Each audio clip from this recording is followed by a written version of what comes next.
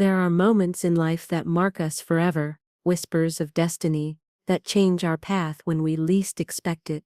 The story I'm going to tell you today could be that of your neighbor, your grandmother, or even your own. Are you ready to hear this story? The day my son Timothy gave me that old scarf, I knew something inside me had died forever. It wasn't so much the gift itself, but the words that came with it. "Here, Mom. Cover up that old face and stop embarrassing the family." He said it in front of everyone at my grandson Ethan's 10th birthday party, and they all laughed. All except little Ethan, who looked at me with confused eyes, wondering why his father would speak to his grandmother that way. But let me start from the beginning. My name is Margaret Wilson, and for 65 years I've lived in Oak Ridge, Massachusetts, in the same colonial house that my late husband James and I purchased when we were young. Newlyweds. A beautiful 2-story home, with a wraparound porch, and a garden that blooms with hydrangeas every summer. A house that over the last 5 years has become both my prison and my cross to bear. After James passed away from a sudden heart attack, Timothy, our only son, convinced me to cash out my retirement savings to help him start a custom furniture business. "It's an investment in our future, Mom," he said earnestly. "You've always wanted us to have something of our own to build. This is our chance." And I, with my heart still raw from losing James after 40 years of marriage, agreed. I liquidated my 401k, paid the penalties, and handed over nearly everything I had to my son. Timothy married Vanessa a year after James died. She seemed pleasant enough at first, polite, always smiling, complimenting my cooking, but soon her true nature emerged. To her, I was just a nuisance, an old woman taking up space in what she considered her home. Yes, her home, even though the business was established with my money, even though half of it was legally in my name, they acted as if everything belonged to them alone. As if I were merely a guest who had overstayed her welcome. In those early years, I tried not to take it personally. I told myself that tensions between mothers-in-law and daughters-in-law were normal, just part of the adjustment period. I focused my attention on Ethan, my grandson, who was born shortly after they married. That boy became my joy, my reason for enduring Vanessa's contemptuous glances, Timothy's impatient sighs whenever I asked for a ride to my doctor's appointments or to visit my few remaining friends. Ethan and I had a special bond. I taught him to read before he started kindergarten, told him stories about his grandfather whom he never knew, baked his favorite apple pie with cinnamon and brown sugar, just the way he liked it. "Nobody makes pie like you, Grandma," he would say, his eyes bright with delight. Those moments made everything else bearable. But as time passed, the atmosphere in the house grew increasingly strained. The furniture business wasn't doing as well as Timothy had projected. The economy, competition from big box stores, changing consumer tastes, there was always some excuse for why they needed more money. "It's just temporary, Mom. Once we land the contract with that hotel chain, I'll pay you back every penny." He never did. Meanwhile, Vanessa continued shopping at high-end boutiques, upgrading her car every couple of years, bragging to her friends about a lifestyle that was in reality being subsidized by my dwindling savings. Every month, I withdrew money from what remained of my nest egg to help them with the mortgage, with Ethan's private school tuition, with house repairs. My once substantial savings account was shrinking steadily, but I did it for Ethan, for his future. At least that's what I told myself. The situation worsened when Vanessa decided to renovate the house. Without consulting me, of course. One day I returned from visiting my friend Dorothy to find workers removing my furniture pieces that James and I had selected together over decades of marriage. "They're outdated, Margaret," Vanessa said, with that condescending tone she reserved for me. "The house needs a more modern, more current aesthetic." And so my memories ended up in the attic, or worse, at the curb for trash collection. My bedroom became the smallest in the house, tucked away at the end of the hall, far from the kitchen and living room. "It's quieter there," Timothy said. "You'll have more privacy." What they really wanted was to keep me out of sight, away from their friends, from seeing how they squandered the money I had worked so hard to save. I kept silent, and watching as my life slowly unraveled, as my dignity eroded day by day. I told myself it was normal, that the elderly should adapt, not be a burden. How wrong I was. And then came Ethan's 10th birthday, the day that changed everything. I woke up early that morning, as I always do. I love the quiet hours of dawn, feeling the house awaken slowly around me. I prepared the batter for the chocolate cake that Ethan loved so much. Vanessa had ordered an expensive cake from a trendy bakery, of course. But I wanted to make something special for him, something made with my own hands. As I mixed the batter, I reflected on how my life had changed. How the house that had once been my sanctuary now made me feel like a stranger. How my son, the little boy whose scraped knees I had bandaged and whose nightmares I had soothed, now barely made eye contact with me. The party was scheduled for the afternoon. Ethan's friends would be coming, along with their parents, Vanessa's family, people I barely knew but who looked at me with a mixture of pity and disdain. Timothy's mother, that's how they introduced me, as if my only value was being the woman who had given birth to my son. Vanessa entered the kitchen in her silk robe, her hair perfectly styled even first thing in the morning. She looked at me preparing the cake and frowned. "You didn't need to go to the trouble, Margaret," she said. "We already have the cake on order, and kids these days prefer those fancy fondant designs, not homemade cakes." Her words were small but sharp daggers. She always knew exactly where to stab to cause the most pain. "It's my mother's recipe," I replied, continuing to stir the batter. "Ethan loves it." She sighed, that exasperated sigh she reserved just for me. "Whatever, but put it on the back table, please. I don't want it to mess up the theme I've planned." And that's how it always was. My contributions relegated to the background, never to be featured, never as important as hers. The party began at 3, the house filled with running children, laughter, music. Ethan was in his element, surrounded by friends, opening presents. I sat in a corner, watching it all, invisible as usual. Occasionally Ethan would come over to show me a gift, to give me a quick hug before returning to his friends. Then came the time for family gifts. Vanessa and Timothy gave him the latest gaming console, something he'd been asking for months. His shouts of joy filled the living room. I had bought him a small but high-quality telescope. I knew about his fascination with the stars, with the universe.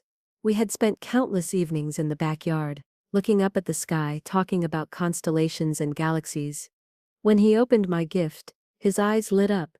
"A real telescope," he exclaimed, hugging me tightly. "Thank you, Grandma. This is the best present ever." I saw Vanessa's lips tighten, annoyed that my gift had elicited as much excitement as theirs. Timothy barely glanced at the scene, busy with his phone. And then, as attention focused on Ethan, Timothy stood up with a small box in his hands. "We have a gift for you too, Mom," he said, with a smile that didn't reach his eyes. I was surprised. They rarely gave me gifts. My birthday went unnoticed. Christmas reduced to some cheap perfume bought at the last minute. I wasn't expecting anything. I took the box, wrapped in shiny paper but with little care. I opened it slowly, feeling all eyes on me. Inside was an old scarf, faded and worn, the kind you might find at a thrift store for a couple of dollars. A scarf that smelled of mothballs and contempt. "Here, Mom. Cover up that old face and stop embarrassing the family," Timothy said, loud enough for everyone to hear. Time stood still. The room fell silent for a second, and then Vanessa's parents laughed. Her sister stifled a giggle behind her hand. Timothy's friends exchanged knowing looks. Even some of the parents of Ethan's classmates smiled uncomfortably. I sat there, holding that old scarf in my hands, unable to move, to speak, to breathe. It wasn't just an ugly gift. It was a public humiliation, a clear message: "You're old, you're ugly, you're an embarrassment to us." I looked at my son, searching his eyes for something of the boy I had raised, some hint of remorse, of compassion. I found nothing. There was only contempt, and behind that contempt, something darker that I couldn't identify at that moment. Ethan approached me, confused. "Why did Dad say that, Grandma?" he asked, quietly. "You're not old. You're pretty." His words were the only balm in the midst of that pain. I smiled at him, trying not to let him see how deeply I had been hurt. "It's nothing, sweetheart. Just a joke." But it wasn't a joke. And something inside me knew it. Something inside me broke at that moment, irreparably. It wasn't a painful break. It was more like the breaking of a chain that had kept me prisoner. I felt something being released, something new being born amidst the rubble of my trampled dignity. The party continued as if nothing had happened. The cake was cut, happy birthday was sung, the children played. I remained in my chair holding that old scarf, observing everything from a new perspective. As if suddenly I could clearly see what before I had only sensed. I saw the satisfaction in Vanessa's eyes, the disdain in Timothy's, the false sympathy of their friends. And I made a decision that would change our lives forever. That night, when the house had fallen silent, I took out my old cell phone and searched for a number I hadn't dialed in a long time. Barbara's number, my husband's cousin, a strong, independent woman who had always told me I could count on her. Barbara, who was a lawyer and who at 70 still practiced with the same passion as on her first day. The phone rang 3 times before her voice, firm and clear, answered on the other end. "Margaret, is that you? Has something happened?" "I need your help, Barbara," I said, surprised by the firmness of my own voice. "And I need a good lawyer." What I didn't know then, as I held that phone with trembling hands, was that I had just started a journey that would not only restore my dignity, but would also unmask a betrayal, much deeper than I had ever imagined. A betrayal that would make me question everything I thought I knew about my family, about my son, about myself. Because sometimes when we think we've lost everything, that's when we truly begin to find ourselves. And my real journey was just beginning. Barbara arranged to meet me at her office the next day. It was a modest but welcoming space, with bookshelves lining the walls, and a view of the small town square that invited reflection. I sat across from her, hands clasped in my lap, trying to organize my thoughts. "Tell me everything from the beginning, Margaret," she said, removing her glasses and looking at me with those dark, penetrating eyes that seemed to see beyond words. And so I did. I told her about cashing out my retirement savings, about the money invested in the furniture business, about the loans never repaid. I told her about the daily disrespect, the hurtful comments, the small slights that had become my routine. And finally, I told her about the scarf and Timothy's words. Barbara listened in silence, occasionally taking notes. When I finished, she stood and looked out the window for a few moments. "Do you have the documents from when the business was established?" she asked finally. "And the company formation paperwork?" I nodded. I had always been meticulous with papers, a habit that James had instilled in me. "Everything is at home, in my room. I need to see them. And I also need a power of attorney to act on your behalf." "What you're telling me, Margaret, is not just a matter of emotional abuse. There are legal and financial aspects we need to review." I agreed.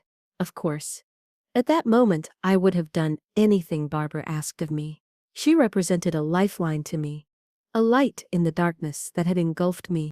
"There's something else," she said, sitting back down across from me. "Something I need to ask you directly. Are you sure you want to go ahead with this? Timothy is your son, your only son. What we do could change your relationship forever." I looked at her steadily, feeling a strange calm within me. "The relationship is already broken, Barbara. He broke it yesterday in front of everyone. Or maybe it broke long before that, and I just didn't want to see it. Either way, I can't continue like this. I can't keep being the doormat everyone wipes their feet on." Barbara nodded, satisfied with my answer. "Good. Then let's get started. The first thing we'll do is review the legal status of the business and the property. I need to know exactly what you signed, what rights you have, what obligations you've undertaken." As I listened to her detail the steps to take, I felt a mixture of fear and determination, fear of the unknown, of confronting my own son. Determination because, for the first time in a long time, I was taking control of my life. What I couldn't imagine was what Barbara would discover in the following days, nor how those discoveries would test my strength in a way I never thought possible. Because the real betrayal, the one that hurts to the soul, was yet to be revealed. That night, returning home, I observed my family with new eyes. Timothy, sitting in front of the TV, oblivious to anything that wasn't his favorite show. Vanessa, absorbed in her phone, probably planning her next unnecessary purchase. And Ethan, my dear Ethan, the only genuine spark of light in that house of shadows. Ethan was in his room, trying out his new telescope. I approached and sat on the edge of his bed. "Do you like it?" I asked, watching him carefully adjust the lenses. "It's incredible, Grandma. I've already seen the moon with all its craters, and when it gets really dark, I might be able to see Mars and maybe even Jupiter." His enthusiasm moved me. At that moment, I had a certainty. Whatever happened, whatever decision I made, I had to protect Ethan. He was innocent of everything. He shouldn't suffer for his parents' mistakes or for my decisions. "Grandma," he said suddenly, setting the telescope aside, "why did Dad say that yesterday?" "About the scarf?" I sighed. Ethan was too perceptive for his age. "Sometimes adults say things without thinking, sweetheart. Don't worry about it." "But it hurt you? I saw your face. And it's not fair. You never say mean things to anyone." I stroked his hair, feeling a lump in my throat. "Life isn't always fair, Ethan. But what's important is how we respond to that unfairness. With dignity, with respect for ourselves." I don't know if he fully understood what I was trying to tell him, but he nodded gravely. And then, in a gesture that touched my soul, he took off from around his neck a small medal that he always wore, a gift from his father on his previous birthday. "I want you to have this, Grandma, to protect you." I took the medal, unable to hold back tears. It was a simple silver St. Christopher, nothing valuable in material terms, but at that moment, it was the most precious gift I had ever received. "I'll wear it always, Ethan. I promise." As I returned to my room, clutching the medal in my hand, I felt my determination strengthening. I wasn't just fighting for myself. I was fighting for Ethan, for the future he deserved, for the values I wanted him to learn. What I didn't know then was how much I would need that strength in the days ahead, when the truth began to come to light, and I had to face not only my son's betrayal, but a much more sinister plan than I could have ever suspected. A plan that threatened not just my dignity, but my future and that of my grandson. Because sometimes when we think we've hit rock bottom, we discover there are even deeper abysses waiting for us. And in those abysses is where our strength, our ability to survive and perhaps to be reborn, is truly tested. The following days were a whirlwind of activity.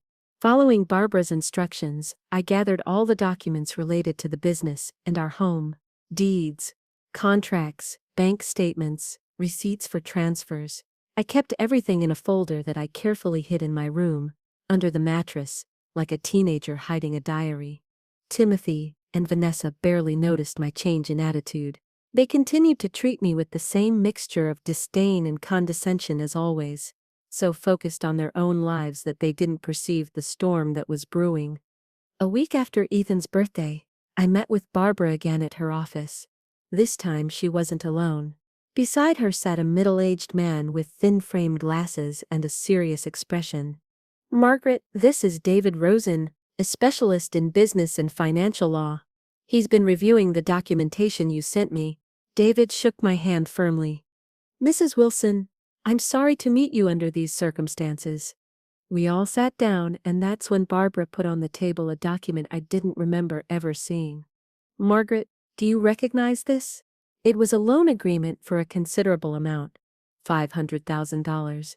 The borrower was listed as Wilson Custom Furniture, LLC, and the lender was an entity called Coastal Investments. "I've never seen this before," I replied, bewildered. David pointed to the last page. "However, your signature appears here along with your son's, as guarantors of the loan. I looked where he indicated. Indeed, there was a signature that resembled mine, but clearly wasn't. Anyone who knew me well could have identified it as fake. "That's not my signature," I said, feeling a chill run down my spine. "I never signed this." Barbara and David exchanged a look. "We suspected as much," she said. "There's more, Margaret, much more." What they showed me next left me breathless. A series of financial transactions carried out in recent months, all with my supposed authorization, the application for a second mortgage on the house, the sale of some of the business assets, a personal loan in Timothy's name, with my guarantee. "They've been using your name and your assets to incur debt," David explained. "And the most serious part is that the money hasn't gone to the business. According to the bank statements, much of it has been transferred to personal accounts belonging to your son and daughter-in-law." I sat in silence, trying to absorb the magnitude of what I was hearing. It wasn't just disrespect. It wasn't just insults. It was systematic fraud. A scam planned and executed by my own son. "Why?" was all I could ask, my voice breaking. "Why do all this?"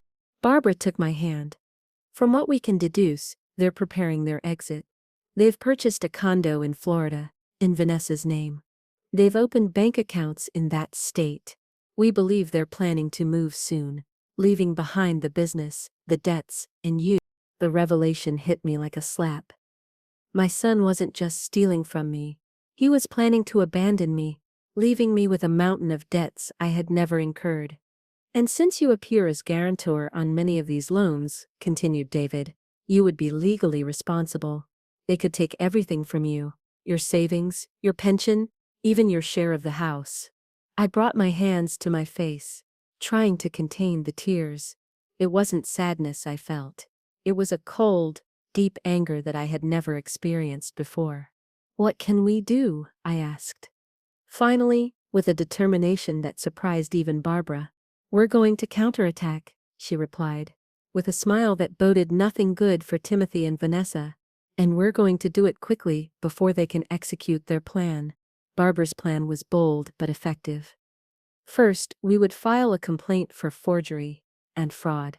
Second, we would request urgent precautionary measures to freeze the business accounts and block any transaction with assets in which I appeared as owner or guarantor. Third, we would initiate a process of dissolving the company, demanding a complete audit of the accounts. "It will be a long and probably painful process," Barbara warned. "Timothy won't give up without a fight. And when he feels cornered, he could become dangerous." "Not more dangerous than he already is," I replied, thinking about how he had coldly planned to ruin my old age. "There's something else you should consider," David intervened. "Your grandson, Ethan. In the midst of all this, he could be affected." I hadn't stopped thinking about Ethan for a single moment. "What do you suggest?" "You could establish a trust fund in his name," he explained. "Secure part of your assets for him, for his education, for his future, something his parents can't touch." The idea seemed perfect to me. Not only would I protect Ethan financially, but it would also send him a clear message. Despite everything, my love for him remained intact. "Let's do it," I said. "I want Ethan to have his future secured no matter what happens." Barbara nodded, approving my decision. "Good. Then let's get to work. From now on, Margaret, you need to be extremely cautious. Don't leave any document in sight. Don't comment on anything with anyone. Act normally. Let them believe you're still the same as always, the submissive grandmother who puts up with everything without protesting." I felt a shiver at the thought of returning to that house, of looking Timothy in the eye, knowing what I knew. But I also felt a strange sense of power. For the first time in a long time, I had control. I knew their plans, while they were ignorant of mine. "I'll do it," I promised. "I'll act as if nothing has changed." Leaving Barbara's office, with a clear plan and the determination to execute it, I felt I had left behind the Margaret of always, the one who bowed her head and accepted mistreatment. In her place had been born a new Margaret, stronger, wiser, more willing to fight for what was right. What I couldn't imagine was that the real battle was just beginning, and that I would have to face not only my son's betrayal, but also a desperate attempt to silence me when they discovered I was no longer the easy victim they thought I was. Because when predators realize their prey has learned to defend itself, they usually respond with more ferocity. And I was about to discover how far Timothy and Vanessa were willing to go to protect their plans. For the next 2 weeks, I lived in a strange state of constant alertness. On the outside, I maintained the same routine as always, preparing breakfast, tending to the garden, helping Ethan with his homework. Inside, my mind kept spinning, anticipating every move, every possible reaction when the truth came to light. Barbara and David worked tirelessly behind the scenes. They filed the complaint, requested the precautionary measures, prepared all the documentation for the dissolution of the company. Everything was done with the utmost secrecy, to prevent Timothy from finding out ahead of time. At home, the atmosphere remained the same. Timothy was almost never there, always busy with business. Vanessa spent her days shopping or with her friends, returning only to criticize that dinner wasn't ready or that the house wasn't clean enough. My only consolation continued to be Ethan, unaware of everything that was happening. One afternoon, while Ethan was at soccer practice, I heard Timothy and Vanessa arguing in their bedroom. I approached the hallway silently, holding my breath to be able to hear. "Everything's ready," Vanessa was saying with an excited voice. "The condo in Naples is gorgeous with views of the Gulf, and it's fully furnished, just as we asked." "Lower your voice," Timothy replied. "Walls have ears." "What does it matter? In 2 weeks we'll be out of here. Have you talked to the buyer for the business?" "Yes, he's interested, but he wants to review the books before making a formal offer." There was a silence, and then Vanessa's voice, lower and more cautious. "And your mother? What will we do with her?" Timothy's response chilled my blood. "I already told you. We'll leave her here. With all the debts and the guarantees she's signed, she'll have no choice but to sell the house to pay them. Not our problem. What if she realizes, if she discovers what we've done before we leave?" Timothy let out a derisive laugh. "My mother? Have you seen her? She's an old woman who can barely use a cell phone.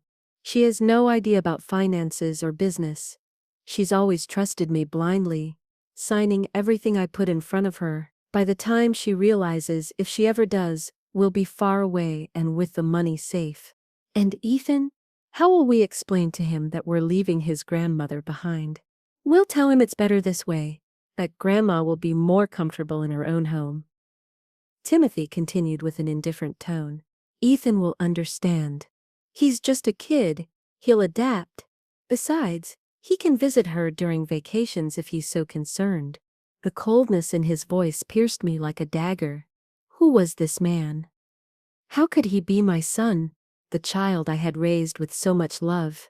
At that moment, I understood that the Timothy I knew had disappeared a long time ago, if he had ever really existed. "I don't know." Vanessa hesitated. "Ethan adores his grandmother. It won't be easy to separate them."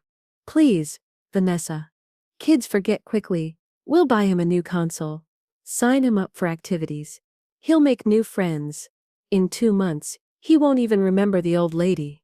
Every word was a new blow. I covered my mouth with my hand to stifle a sob.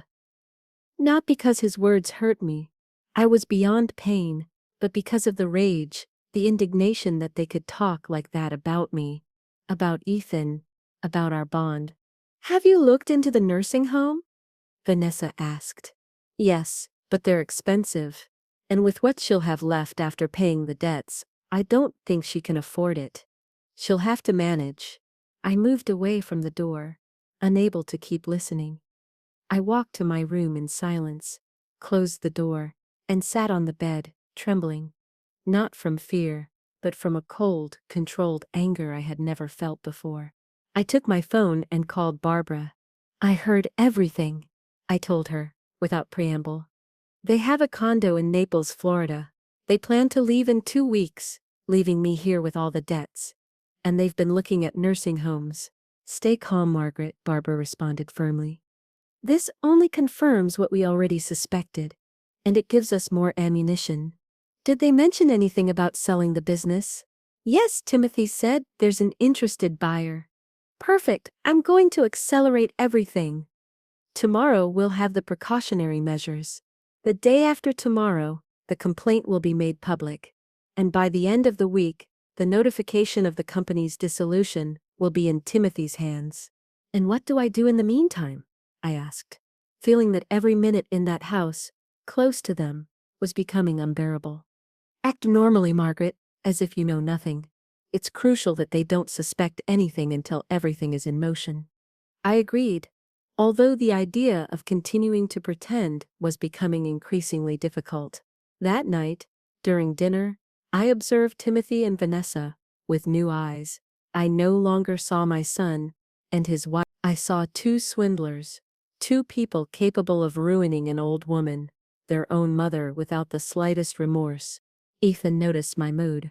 Always so perceptive, so sensitive. Are you okay, Grandma?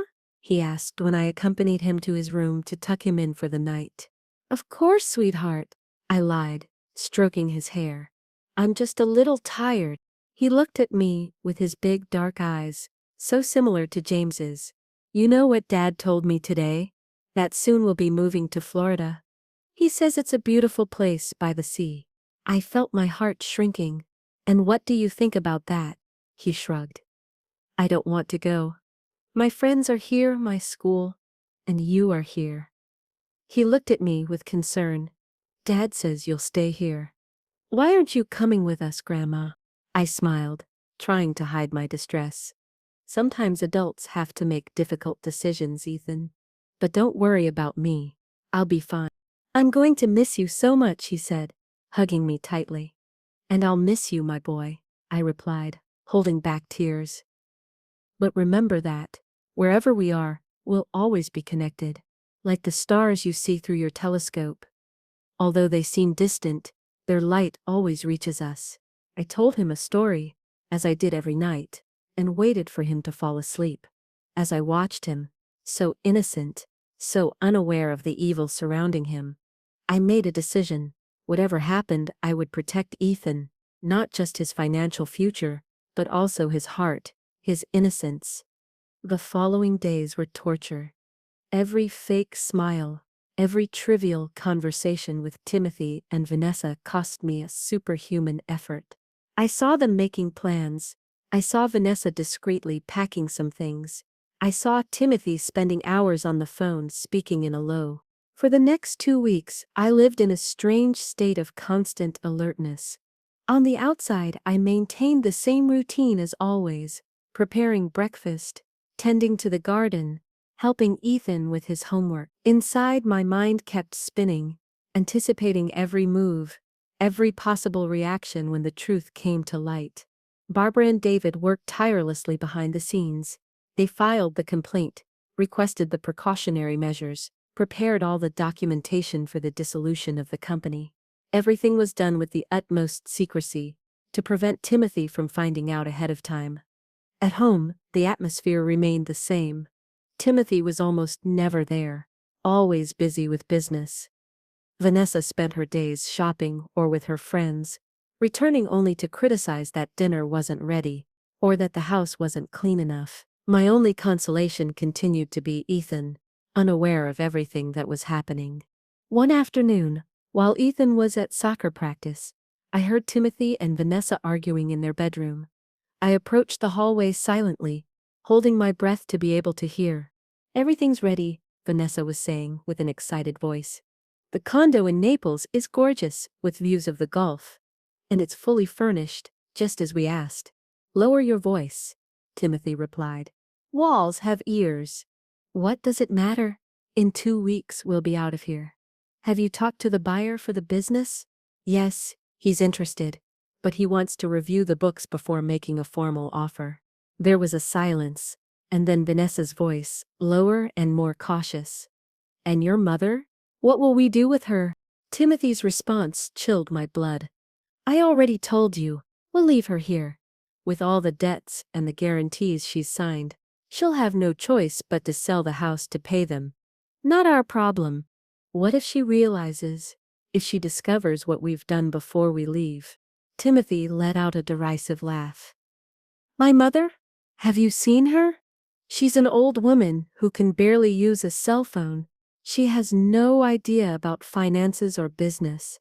She's always trusted me blindly, signing everything I put in front of her. By the time she realizes, if she ever does, we'll be far away and with the money safe. And Ethan? How will we explain to him that we're leaving his grandmother behind? We'll tell him it's better this way, that Grandma will be more comfortable in her own home. Timothy continued with an indifferent tone. Ethan will understand. He's just a kid, he'll adapt. Besides, he can visit her during vacations if he's so concerned. The coldness in his voice pierced me like a dagger.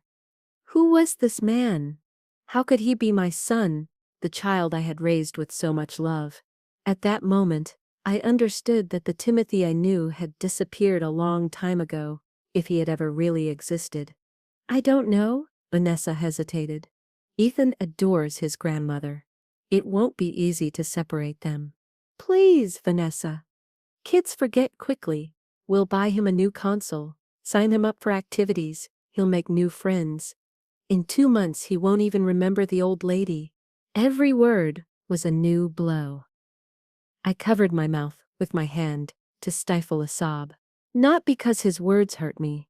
I was beyond pain, but because of the rage, the indignation that they could talk like that about me, about Ethan, about our bond. Have you looked into the nursing home? Vanessa asked. Yes, but they're expensive. And with what she'll have left after paying the debts, I don't think she can afford it. She'll have to manage. I moved away from the door, unable to keep listening. I walked to my room in silence, closed the door, and sat on the bed, trembling. Not from fear, but from a cold, controlled anger I had never felt before. I took my phone and called Barbara. I heard everything, I told her without preamble. They have a condo in Naples, Florida. They plan to leave in 2 weeks, leaving me here with all the debts. And they've been looking at nursing homes. Stay calm, Margaret, Barbara responded firmly. This only confirms what we already suspected, and it gives us more ammunition. Did they mention anything about selling the business? Yes, Timothy said. There's an interested buyer. Perfect. I'm going to accelerate everything. Tomorrow, we'll have the precautionary measures. The day after tomorrow, the complaint will be made public. And by the end of the week, the notification of the company's dissolution will be in Timothy's hands. And what do I do in the meantime? I asked, feeling that every minute in that house, close to them, was becoming unbearable. Act normally, Margaret, as if you know nothing. It's crucial that they don't suspect anything until everything is in motion. I agreed, although the idea of continuing to pretend was becoming increasingly difficult. That night, during dinner, I observed Timothy and Vanessa with new eyes. I no longer saw my son and his wife. I saw 2 swindlers, 2 people capable of ruining an old woman, their own mother, without the slightest remorse. Ethan noticed my mood, always so perceptive, so sensitive. Are you okay, Grandma? He asked when I accompanied him to his room to tuck him in for the night. Of course, sweetheart, I lied, stroking his hair. I'm just a little tired. He looked at me with his big dark eyes, so similar to James's. You know what Dad told me today? That soon we'll be moving to Florida. He says it's a beautiful place by the sea. I felt my heart shrinking. And what do you think about that? He shrugged. I don't want to go. My friends are here, my school, and you are here. He looked at me with concern. Dad says you'll stay here. Why aren't you coming with us, Grandma? I smiled, trying to hide my distress. Sometimes adults have to make difficult decisions, Ethan. But don't worry about me. I'll be fine. I'm going to miss you so much, he said, hugging me tightly. And I'll miss you, my boy, I replied, holding back tears. But remember that, wherever we are, we'll always be connected, like the stars you see through your telescope. Although they seem distant, their light always reaches us. I told him a story, as I did every night, and waited for him to fall asleep. As I watched him, so innocent, so unaware of the evil surrounding him. I made a decision. Whatever happened, I would protect Ethan. Not just his financial future, but also his heart, his innocence. The following days were torture. Every fake smile, every trivial conversation with Timothy and Vanessa cost me a superhuman effort. I saw them making plans. I saw Vanessa discreetly packing some things. I saw Timothy spending hours on the phone, speaking in a low voice. And then, just when I thought I couldn't bear it anymore, the moment we had prepared for arrived. It was Tuesday morning. Timothy had left early, supposedly to meet with a supplier. Vanessa was in the living room, looking through furniture catalogs for their new condo. I was in the garden, pruning the roses, when I heard the doorbell. From my position, I saw Vanessa open the door and receive a courier with an envelope. She signed the receipt and closed the door, examining the envelope with curiosity. She opened it, right there, in the foyer. I saw her expression change from curiosity to bewilderment, and then to panic. Her face lost all color, her hands began to tremble. She dropped the papers and pulled out her phone, dialing frantically. "Timothy," she screamed when he answered. "You need to come home right now.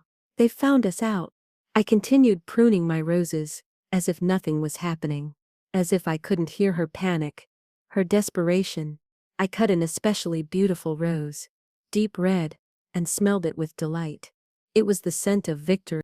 Timothy arrived half an hour later, bursting into the house like a hurricane. I heard his shouts from the garden. "How is this possible? Who could have?" And then, after a moment of silence, "My mother!" The garden door flew open. Timothy came out like a fury with the crumpled papers in his hand, and his face contorted with rage. "What have you done?" he shouted, waving the documents in front of my face. "Do you have any idea what you've caused?"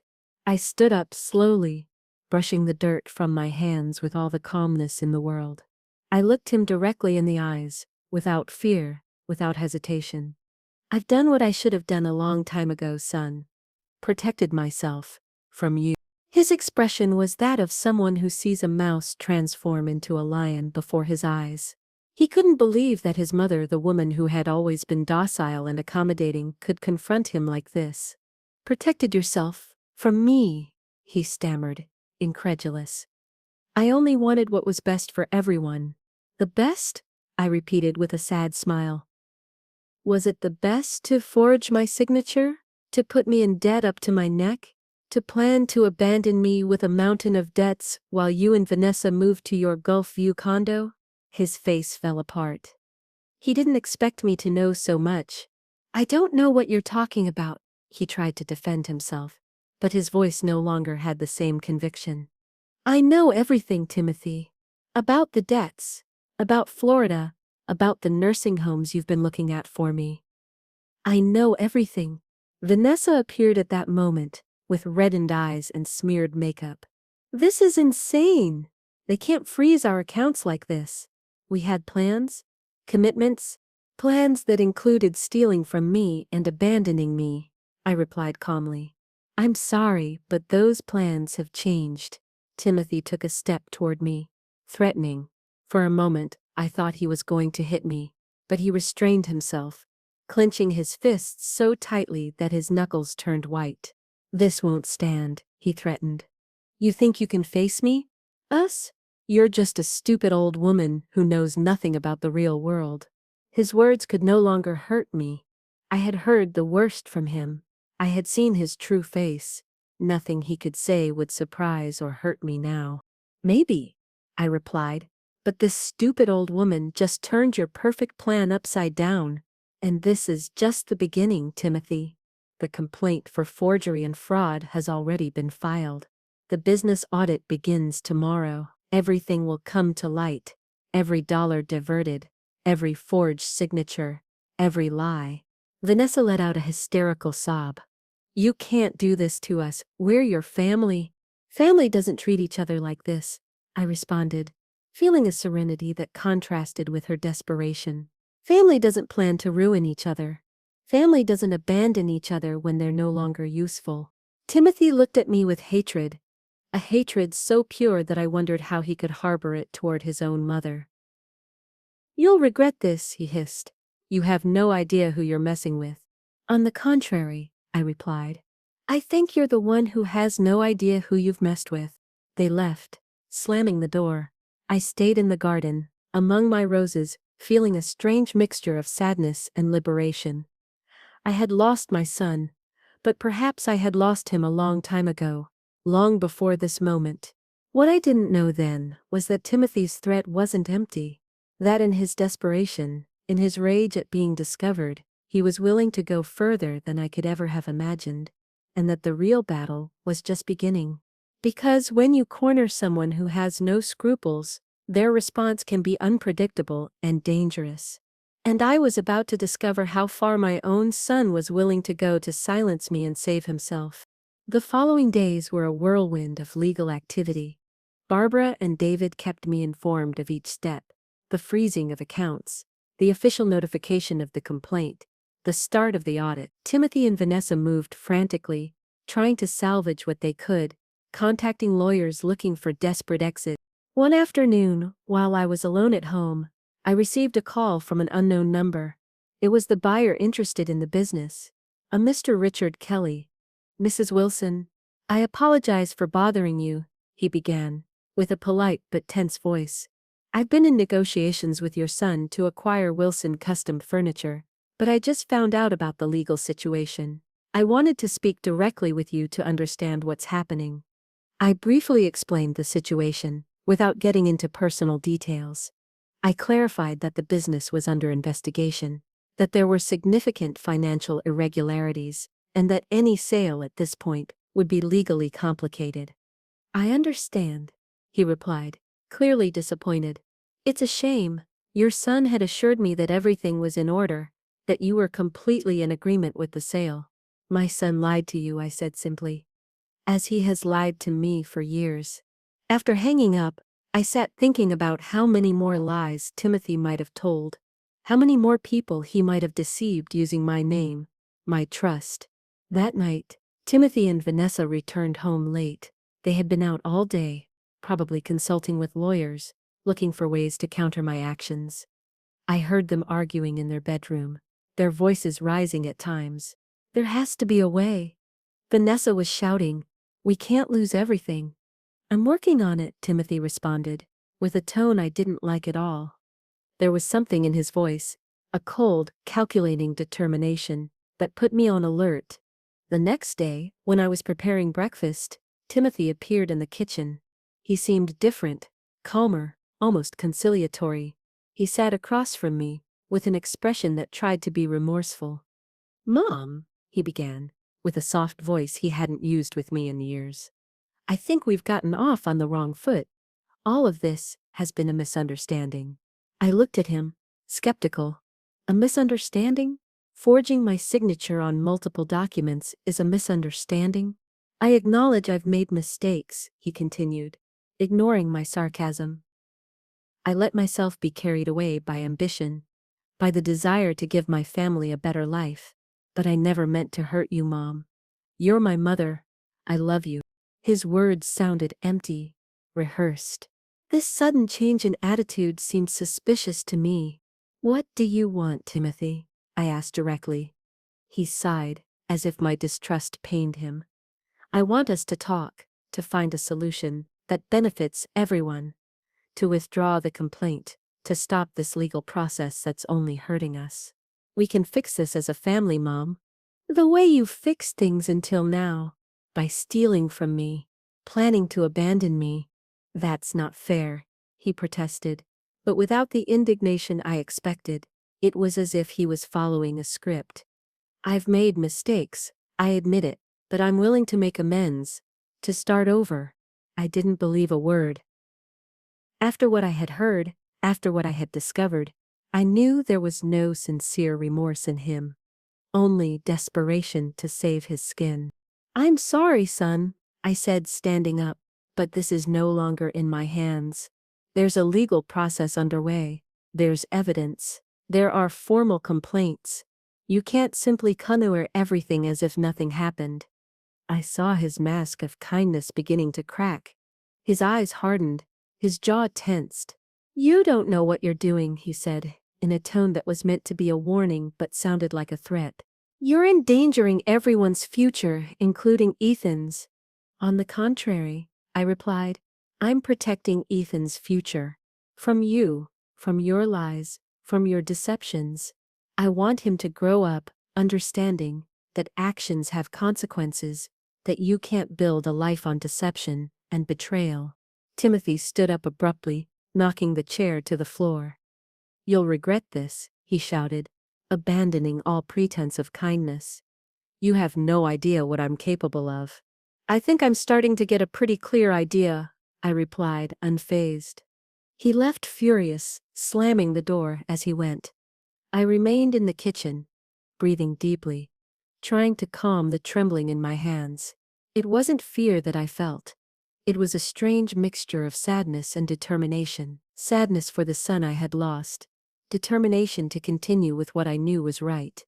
What I couldn't imagine was that Timothy's threat wasn't empty.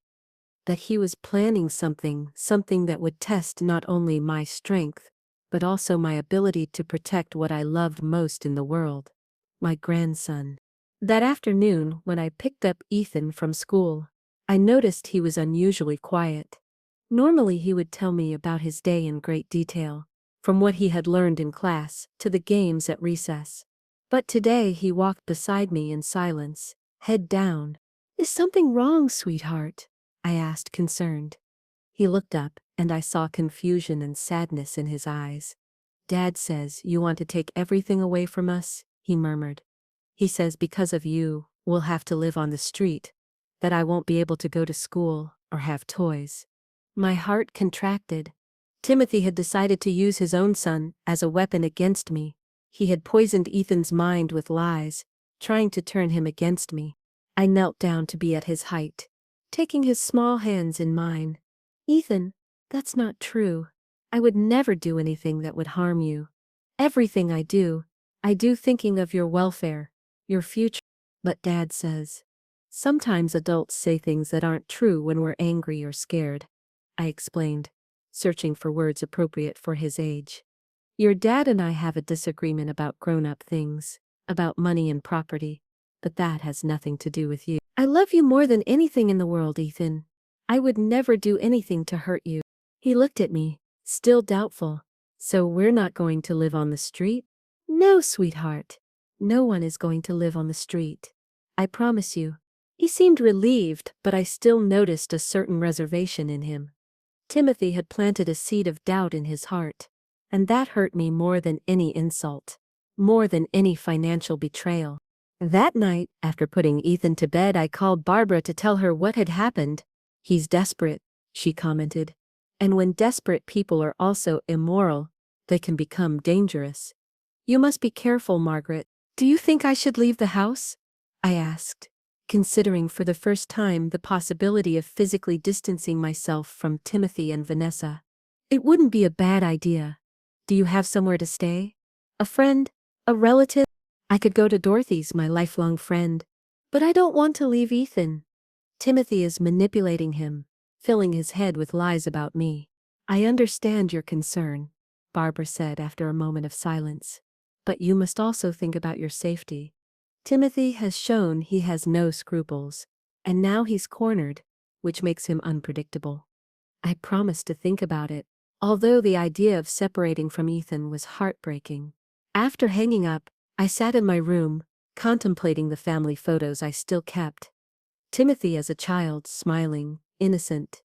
James and I on our wedding day, Ethan as a newborn, in my arms. How had we come to this? At what point had my family become this? I felt as if I were living a nightmare from which I couldn't wake up. A noise pulled me from my thoughts. Footsteps in the hallway, low voices. I approached the door stealthily and listened.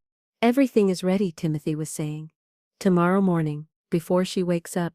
"Are you sure it's the only option?" Vanessa was asking, her voice trembling. "Can you think of another?" "The judge has denied our appeal. The audit is going ahead. As soon as they examine the accounting books, we're finished." Unless, unless she withdraws the complaint, Vanessa completed. Exactly. And for that, we need to pressure her where it hurts most. Their words chilled my blood. They were planning something, something related to pressuring me, to hurting me, and I had the terrible suspicion that where it hurts most referred to Ethan. I retreated to my bed, my heart beating rapidly. I had to be alert, prepared for anything. That night, I barely slept, attentive to any noise, any movement in the house. The next morning, I got up before dawn. The house was silent. I dressed quickly and headed to Ethan's room to check that he was all right. I opened the door carefully, trying not to make noise. The room was dark, barely illuminated by the light filtering through the curtains. And then I saw it. Or rather, I didn't see it. The bed was empty. Ethan wasn't there. Panic invaded me. I turned on the light and frantically searched the room. His slippers weren't by the bed. His school backpack, which he always prepared the night before, wasn't there either. The window was closed from the inside, so he couldn't have gone out that way. I ran to Timothy and Vanessa's room. I flung the door open, not caring about the noise. The bed was unmade, but empty. They weren't there either. They had taken Ethan. My grandson had disappeared, and with him my entire world. The initial panic gave way to a cold determination. I immediately called Barbara, who, despite the early hour, answered on the second ring. "They've taken Ethan," I told her without preamble. "They're not in the house. Not him. Not Timothy. Not Vanessa." "Have you checked the whole house?" she asked, with a calmness that contrasted with my anguish. "Yes. There's no one. And Timothy's car isn't in the garage." "I'm coming over right now," she said. "And I'm going to call the police." "This is kidnapping, Margaret." "He's their son," I objected, feeling a lump in my throat. "Technically it's not kidnapping. But there's a fraud complaint against him. There are precautionary measures. And if he's taken Ethan against your will, with the intention of pressuring you to withdraw the complaint, that constitutes coercion. It's a crime." While waiting for Barbara and the police, I searched the house looking for some clue, some note, something that would indicate where they might have gone. In Timothy and Vanessa's room, all the drawers were open, with clothes scattered on the floor. They had left in a hurry, taking only the essentials. In the kitchen I found a note stuck to the refrigerator, written in Timothy's uneven handwriting. "If you want to see Ethan again, withdraw the complaint. You'll hear from us." The police arrived half an hour later, followed closely by Barbara. I showed them the note, explained the situation, told them everything: the fraud, the threats, the manipulation of Ethan. "This is very serious, Mrs. Wilson," said the inspector in charge, a middle-aged man with tired but attentive eyes. "Your son has not only committed fraud, but is now using your grandson as a bargaining chip. We're going to issue a search order immediately." They asked me about possible places where Timothy might be hiding, friends' houses, family properties, places he frequented. I told them about the condo in Naples, though I didn't have the exact address. "We'll find him," the inspector assured me. "These situations are usually resolved quickly. Most people in your son's position aren't prepared for life on the run. They make mistakes, leave trails." I wanted to believe him. I needed to believe him. But the fear for Ethan consumed me. Would he be scared?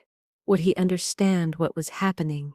Would Timothy be filling his head with more lies about me? Barbara stayed with me after the police left. She made me tea and sat beside me in the kitchen. "Margaret," she said softly, "I need you to stay strong. For Ethan. We can't let Timothy get what he wants." "What do you mean?" I asked, though I already knew the answer. "He's going to contact you. He's going to demand that you withdraw the complaint in exchange for returning Ethan to you. And we can't give in to that blackmail." "Are you asking me to choose between justice and my grandson?" I exclaimed, incredulous. "I'm asking you to trust the system. If you withdraw the complaint, Timothy wins. He'll escape justice. And what message would you be giving Ethan? That it's okay to commit crimes if you have enough power to threaten others. I knew she was right, but the idea of prolonging Ethan's separation tore me apart. What if he hurts him? I whispered, giving voice to my worst fear. He won't, Barbara responded firmly. Timothy is many things, but I don't believe he's capable of physically harming his own son. Besides, that would only worsen his legal situation. He's not stupid. The phone rang, interrupting our conversation. It was an unknown number. Barbara signaled for me to activate the speakerphone. Hello? I answered with a trembling voice. Mom, Timothy's voice sounded tense, controlled. I suppose you've already called the police. Where is Ethan? I asked, ignoring his comment. Is he okay?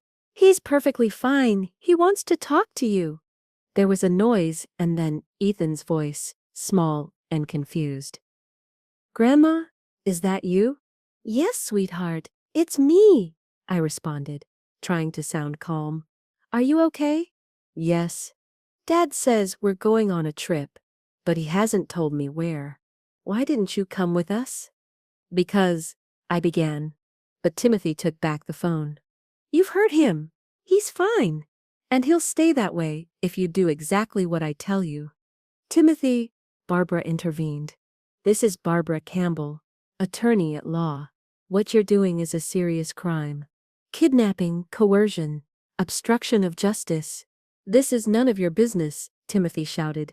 This is between my mother and me. You're wrong, Barbara replied calmly. From the moment you violated the law, it became a matter for the justice system. And the police are already looking for you. There was a tense silence on the other end of the line. Listen carefully, Mom, Timothy finally said, ignoring Barbara. I want you to withdraw the complaint.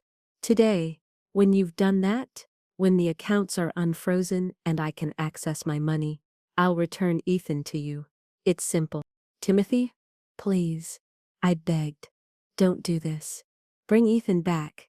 We can talk, we can find a solution that. There's nothing to talk about, he interrupted me. You chose this path, you put us in this situation. Now you have two options. Withdraw the complaint and get your grandson back, or stand firm and maybe never see him again. The threat hung in the air, heavy, poisonous. I'll give you until 6 this evening, he continued. If by then you haven't withdrawn the complaint, we'll leave the country. And believe me, I have contacts. I have ways to disappear where they'll never find us. The call cut off, leaving me with an emptiness in my stomach and my heart racing. I looked at Barbara, who had been taking notes during the entire conversation. He's made another mistake, she said, standing up to call the inspector. This phone call is more evidence of coercion, and it gives us a deadline, 6 in the evening. The police have to work fast. While Barbara spoke with the police, I sat there, feeling my world crumbling. Ethan's voice echoed in my head, confused, innocent. What would Timothy be telling him? How would he be explaining this hasty flight? The inspector returned to our house an hour later. We informed him of the call, of the ultimatum. We're tracking the phone signal, he explained, and we have several teams looking for your son's vehicle. Do you have any idea where he might be now? I tried to think. Timothy had always been methodical. A planner. He wouldn't have improvised this escape. He would have a plan, a place to hide while he prepared his departure from the country. He might be at Vanessa's parents' vacation home, I suggested. In the Berkshires. They sometimes went there on weekends. It's a secluded place, with few houses around. The inspector nodded and immediately communicated with his colleagues. We're going to send a team there right away, he said. Meanwhile, I need you to remain available in case your son contacts you again. The following hours were agony. Each minute that passed was another minute of anguish for Ethan, another minute in which Timothy could be taking him further away from me. Barbara stayed by my side, trying to keep me calm, reminding me that the police were doing everything possible. In the middle of the afternoon, I received another call from Timothy. Have you gone to withdraw the complaint? He asked, without even greeting me. Timothy, please, I pleaded. Come back with Ethan. The police are looking for you. You're only making things worse. You haven't answered me, he shouted. Have you withdrawn the complaint or not? No, I replied with a firmness I didn't know I had. And I'm not going to. What you're doing is a crime, Timothy. You're kidnapping your own son to blackmail me. Do you realize what you're doing? There was a silence, and then a bitter laugh. Always so noble, so correct. And what has it gotten you? You're alone, old, with no one who really loves you. You can't even protect your grandson. His words sought to hurt me, but they could no longer reach me. I had seen his true face. I had accepted who he really was. And my priorities were clear. You're wrong, I said. I'm not alone. And Ethan loves me. He loves me enough to give me his St. Christopher medal, to protect me. And that's what I'm doing now, protecting him. From you. From your lies. From your example. Because what you're teaching him is that it's okay to steal, to deceive, to manipulate, as long as it's to get what you want. Very nice speech, he mocked. Let's see if you still think the same when Ethan and I are far away, where you'll never find us. Timothy, Barbara intervened, who had been listening in silence. The police already know where you are. They're on their way to the cabin in the Berkshires. You have no escape.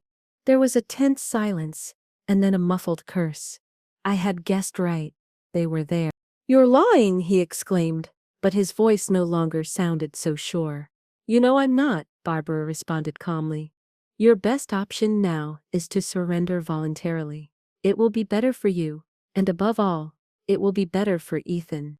Timothy hung up without responding. I looked at Barbara, feeling a ray of hope. Is it true? Do the police know where they are? She nodded. The inspector called me while you were in the bathroom. The signal from Timothy's phone has been located in that area. A team is on the way. The next hours were the longest of my life. We waited for news, any news. While the clock moved relentlessly towards 6 in the evening, the deadline Timothy had imposed. At 5:15, Barbara's phone rang. It was the inspector. She put the call on speakerphone so I could hear. We have them, he said without preamble. They were in the cabin just as we suspected. Timothy tried to flee through the back when he saw the patrol cars, but we intercepted him. Vanessa didn't resist. And Ethan? I asked, my heart in my throat. Is he okay? The boy is perfectly fine. A bit confused, but physically unharmed. We're bringing him back to Oak Ridge right now. I broke down crying, unable to contain the tension accumulated over hours. Barbara hugged me, while the inspector assured us they would be in town in approximately 2 hours. Timothy and Vanessa remain in custody, he continued. They face serious charges: coercion, kidnapping, obstruction of justice, in addition to the financial crimes that were already being investigated. When we hung up, I sat in silence, processing everything that had happened. My son and his wife were going to jail. My family was destroyed. And yet, I felt a strange relief, as if an enormous weight had been lifted from my shoulders. The truth, however painful, was preferable to the lie I had been living. What happens now? I asked Barbara. With Ethan, I mean? Legally, if both parents are in preventive custody, you, as a direct relative, could request temporary custody, she explained. And given the context, it's very likely they'll grant it to you, Ethan. My grandson. The idea of having him with me, of being able to protect and care for him, filled me with renewed determination. But I also knew that things would never be the same again. I would have to explain difficult things to him, help him process the fact that his parents had done something wrong, something that would take them away from him for a while. When the patrol car finally arrived with Ethan, I ran to the door. He got out slowly, looking tired and confused. When he saw me, his eyes lit up, and he ran toward me. I hugged him with all my strength, feeling his small body tremble against mine. Grandma, he sobbed. What's happening? Why did they take Dad and Mom? Did I do something wrong? No, sweetheart, no, I assured him, stroking his hair. You haven't done anything wrong. These are adult things, problems that your parents have to resolve. but you're safe now. You're with me. That night, after Ethan finally fell asleep, exhausted after so many emotions, I sat on the porch with Barbara. The sky was clear, dotted with stars. "What will you do now?" she asked me. I breathed deeply, feeling the fresh night air fill my lungs. "Sell this house," I replied. "There are too many memories here, too much pain. I want to start over somewhere new. A place where Ethan and I can be happy." "Have you thought about where?" she asked. I smiled, looking up at the starry sky. "The beach," I said. "I've always wanted to live near the ocean, maybe a small town on the Gulf Coast of Florida, a quiet place where Ethan can grow up without the shadows of the past." Barbara nodded, understanding. "I think that's a good idea. A fresh start for both of you." The following months were a whirlwind of changes.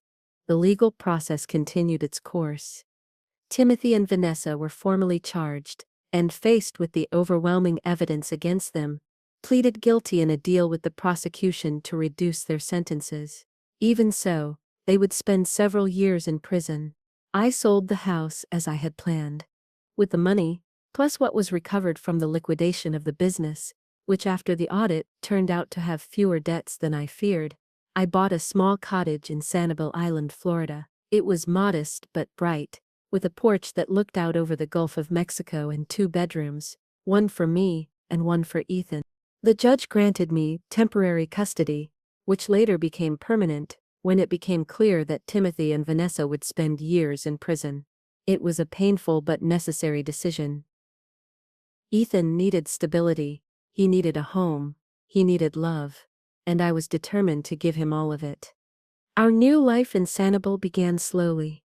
I enrolled Ethan in the local school, where he soon made friends. I found a small group of women my age with whom I had coffee in the mornings. While Ethan was in class, I started taking walks on the beach, reading books I had postponed for years, rediscovering who I was beyond my role as mother and grandmother. And Ethan, my dear Ethan, healed little by little. At first he had nightmares, woke up crying, asking for his parents. I explained to him with simple but honest words. Mom and Dad did something wrong. They have to spend some time away, but they're still your parents and they love you. We organized visits to the prison, although they were painful for everyone. Timothy was distant, uncomfortable, as if he didn't know what to say to his son. Vanessa cried, made promises she couldn't keep. Ethan returned from these visits quiet, thoughtful. Gradually they became less frequent, until they became occasional letters, phone calls on birthdays and Christmas. Life continued its course. Ethan grew, became more independent, more curious. His passion for the stars hadn't diminished. On the contrary, it had intensified. On his 12th birthday, with the savings I had been setting aside from my pension, I bought him a better telescope, more powerful than the previous one. We spent entire nights on the porch, observing the sky, learning the names of the constellations, talking about galaxies and black holes. And when he looked at me with those eyes full of wonder, full of questions, I saw something more than my grandson. I saw hope. I saw future. I saw the possibility that, despite all the pain, all the betrayal, something good and beautiful could bloom from the ashes of our old life. One afternoon, as we walked along the beach, collecting shells, Ethan asked me a question that took me by surprise. "Grandma," he said, looking toward the horizon where the sun was beginning to set, painting the sky orange and purple. "Are you happy here?" I looked at him, surprised by the depth of the question, coming from a 12-year-old boy. "Yes, Ethan," I replied honestly. "I'm happy. Are you?" He nodded, thoughtful. "Me too. Sometimes I miss Mom and Dad, but I like our life here. I like being with you." I stopped and hugged him, feeling a lump in my throat. "I enjoy being with you too, Ethan. More than you can imagine." "Grandma," he continued, with that seriousness so characteristic of him, "do you think I'll ever be able to understand why Mom and Dad did what they did?" It was a difficult question, one for which I had no answer. "I don't know, sweetheart," I said finally. Sometimes people make bad decisions. Decisions that hurt those they love. And it's hard to understand why. But what's important is that you learn from those decisions. That you grow up to be different. He nodded again, as if my answer made sense to him. Then he pointed to a bright star that was beginning to appear in the evening sky. Look, Grandma, it's Venus. The first star of the night. Actually, it's a planet. I gently corrected him. But yes, it looks like a star, doesn't it? The brightest in the sky. We continued walking, hand in hand, as more stars appeared in the firmament. And I thought about how, sometimes, we need to go through the deepest darkness to truly appreciate the light. How sometimes, from the most painful situations, from the cruelest betrayals, something beautiful and pure can be born. At 65, when many believed my life was ending, I had discovered that, in reality, it was just beginning. A new life, free from lies, free from manipulations, free from that old scarf that my son had wanted to impose on me to hide my face, my dignity, my worth. Here, facing the sea, under the starry sky that fascinated Ethan so much, I had found not just a refuge, but a home. A place where I could be myself, where I could age with dignity, where I could love and be truly loved. And as the waves gently broke on the shore, as Ethan ran ahead of me chasing seagulls, I felt a peace I thought was lost forever. The peace of someone who has weathered the storm, and found on the other side, a dawn more beautiful than they could have ever imagined. Because sometimes, when we think we've lost everything, that's when we truly begin to find ourselves. And my real journey, my real life, had only just begun. Every story carries within it an echo of our shared humanity. If this story has touched your heart, share it with someone special. Leave us a comment about what you felt, and subscribe to join us for more soul-reaching stories. Because every life tells a story that deserves to be heard. See you next time.